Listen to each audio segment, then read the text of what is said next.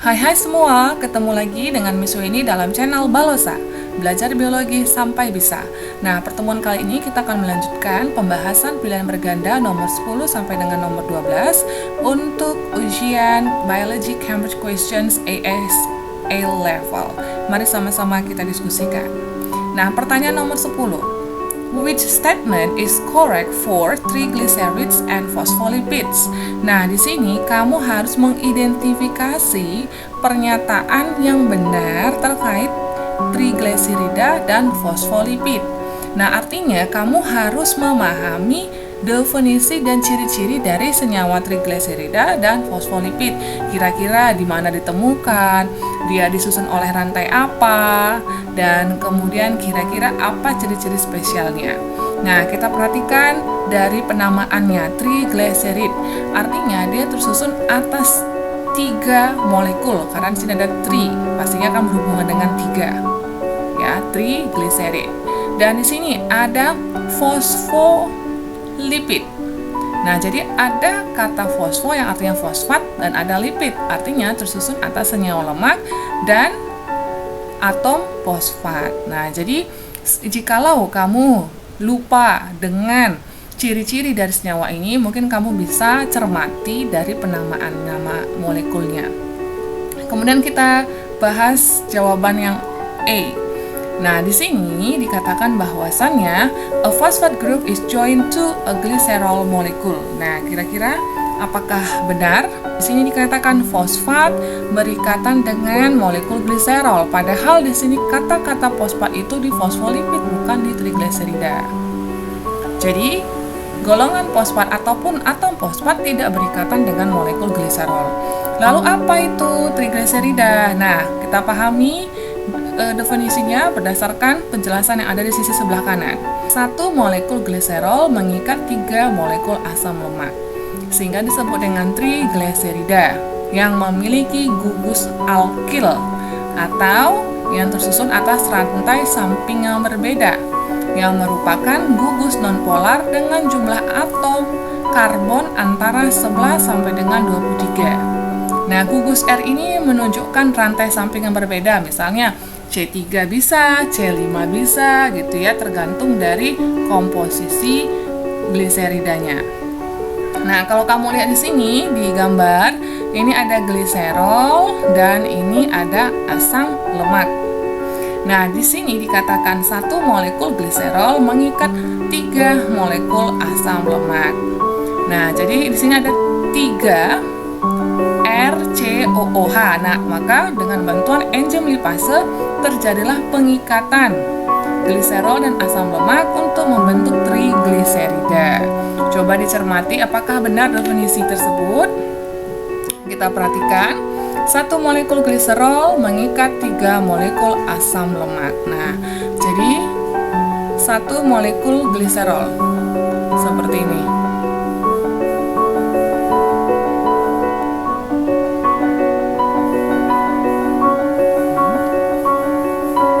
Mengikat 3 molekul asam lemak seperti ini. Nah, ditambah dengan molekul air karena hasil dari proses gliserol dan asam lemak ini melibatkan enzim lipase menghasilkan molekul air sebanyak 3 molekul. Nah, jadi pernyataan nomor A itu adalah salah atau kurang tepat. Kemudian yang kedua, hydrocarbon chains may be saturated or unsaturated. Nah, jadi katanya untuk kedua-duanya ya, untuk trigliserida dan fosfolipid, rantai hidrokarbonnya dapat berupa jenuh dan tidak jenuh. Nah, saturated itu ditandai dengan ikatan tunggal dan terikat dengan hidrogen. Unsaturated terdiri atas 1 atau lebih ikatan rangkap. Nah, jadi baik fosfolipid dan trigliserida mereka memiliki 1 ikatan tunggal dan ada juga yang memiliki lebih dari 1 ikatan rangkap. Kemudian kita perhatikan definisi yang ketiga, they are polar molecules. Nah, tidak hanya polar ya, maka ada juga dia yang bersifat non-polar untuk fosfolipid.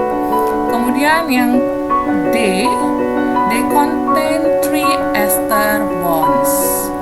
Nah, perlu diingat di sini dikatakan memiliki 3 ikatan ester. 1 molekul fosfolipid mengandung 2 molekul asam lemak, 1 molekul gliserol, dan 1 gugus fosfat.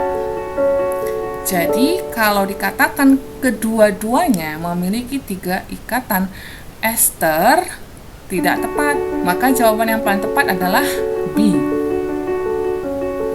Next.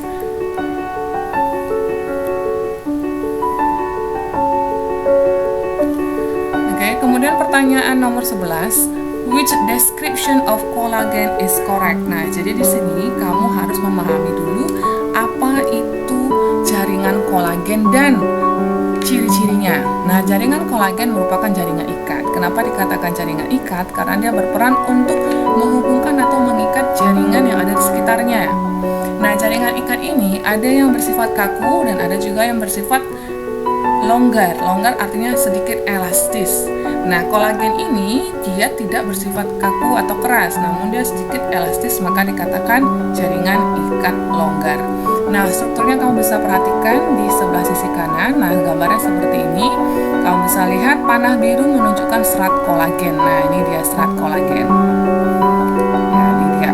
Jadi kalau dikatakan serat, maka dia seperti benang-benang yang saling tindih-menindih, seperti itu.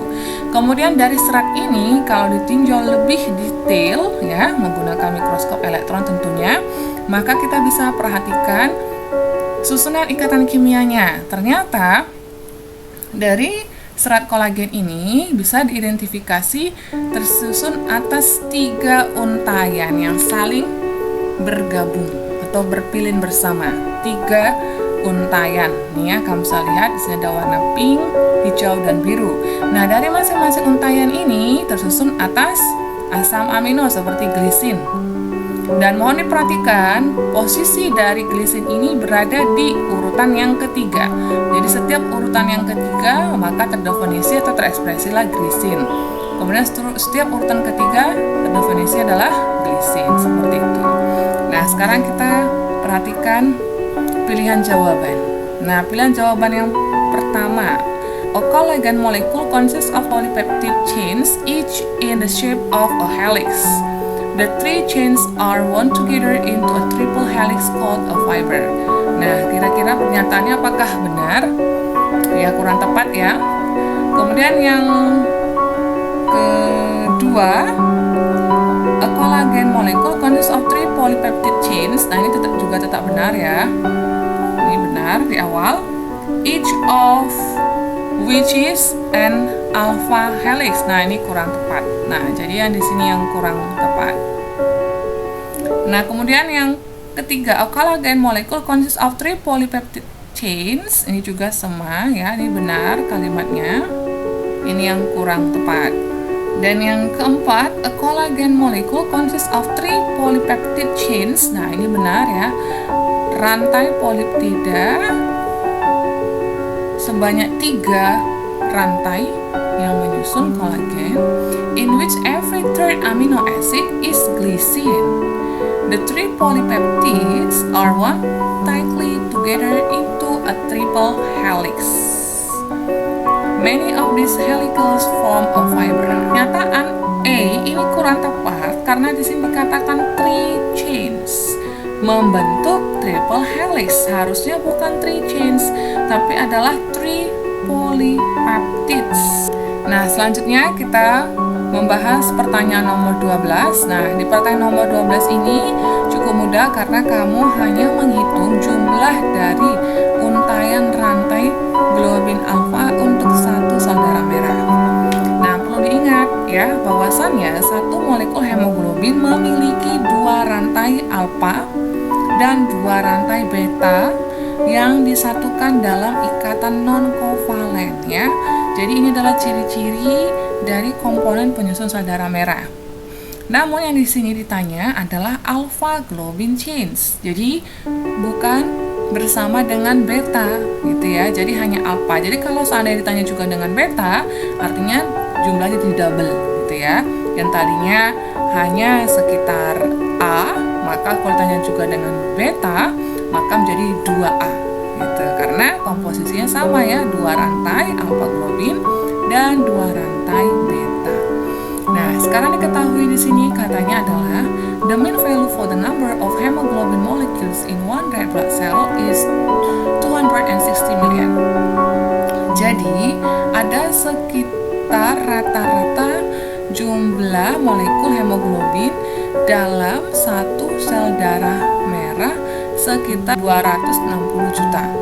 Nah, di sini perhatikan molekul hemoglobin dan sel darah merah. Jadi berbeda ya. Dalam satu sel darah merah di dalamnya ada molekul hemoglobin. Jadi molekul hemoglobin ini lebih dari satu dalam satu sel darah merah, gitu ya, karena dia adalah komponen penyusunnya. Tanpa molekul hemoglobin ini, maka sel darah tersebut tidak berwarna merah.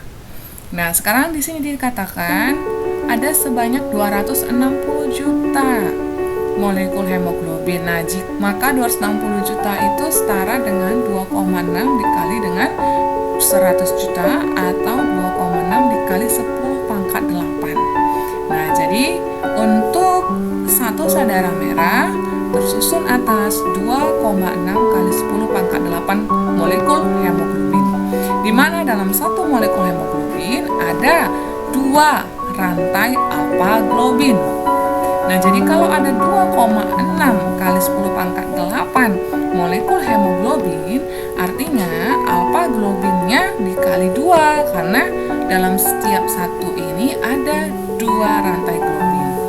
Jadi 2,6 dikali 2 setara dengan 5,2 kali 10 pangkat 8 atau sama dengan 520 juta rantai alfa globin.